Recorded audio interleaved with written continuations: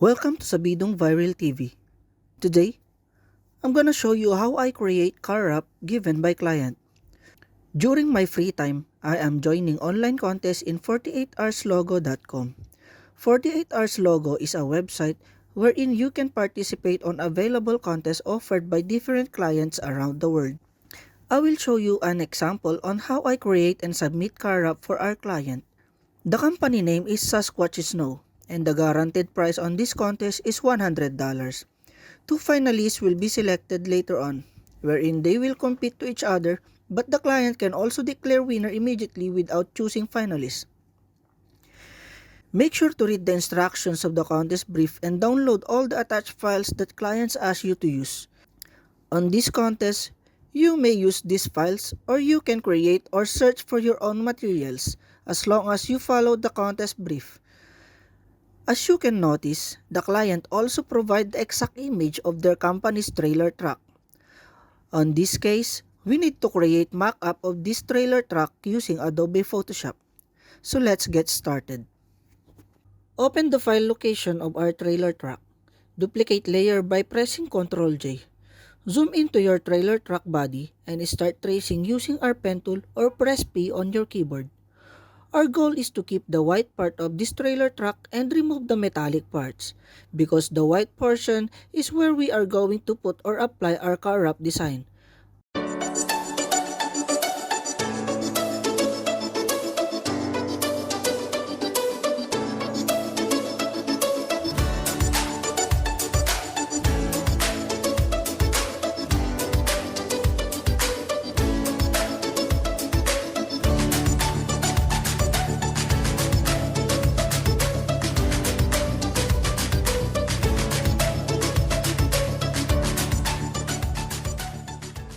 After tracing, make sure to duplicate our selection by pressing Ctrl Enter and then press Ctrl J. As you can notice, new layer was created. Make sure to create new layer and grab our clone stamp tool or S on your keyboard. Don't forget to set this layer sample to current and below. Now, start removing the images or logos on this trailer's body because we want everything is white so it will not affect our car wrap design later on.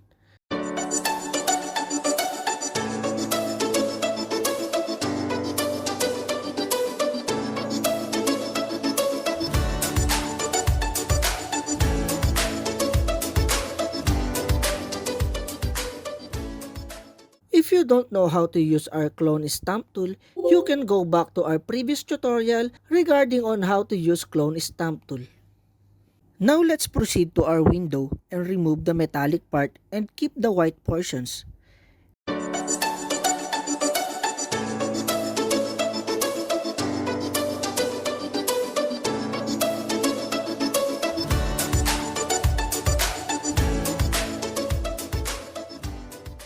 Make sure that our previous layer is selected before duplicating our selection. After duplicating the window, make sure that this layer is selected and start tracing the inner part to keep the white portion. After tracing, press Ctrl Enter, then invert the selection by pressing Ctrl Shift I, then press Ctrl J to duplicate our selection. Do the same for the trailer's door. Select the most top layer, then press Ctrl, Shift, Alt E all together to combine all the layers that we had created. This is the most important part of this tutorial, so make sure to follow all these steps properly. Now that our trailer's body is ready, press Ctrl R to show or enable our ruler. You will notice that the ruler guide is shown on the upper and left side corner of our screen. Click and drag on it and you will notice that a guideline will appear. Drag it on the edges of our trailer's body. Make sure that you put guidelines on all corners. Now, grab our rectangular shape tool or press U on your keyboard. Using our guidelines, click on the upper left corner, then drag it into the lower right corner of our guide to create a rectangular shape. After doing so, you will notice that a layer for our shape was created. Convert this layer to Smart Object. By selecting the layer, right-click then look for Convert to Smart Object.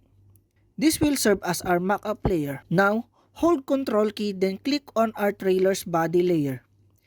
Make sure to click on the main image. Hold Control key then click on it.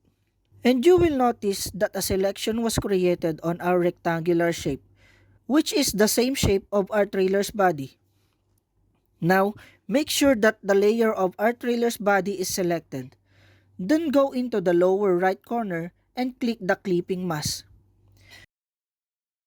You will notice that on the layer of our rectangular shape, that a workspace for our clipping mask is created, and the rectangular shape is now on the same shape of our trailer's body. Now, enable the layer of our first duplicated body of the trailer, and enable the background later on as well, so you can see the actual look of our car wrap. Select our mockup layer, then set its appearance to multiply. Now, our mockup is ready. We are now able to put our design on the mockup that we had created. Double-click on the lower right corner of our Smart Object thumbnail of our mockup layer. Then a new window will appear. This is where we are going to put our design.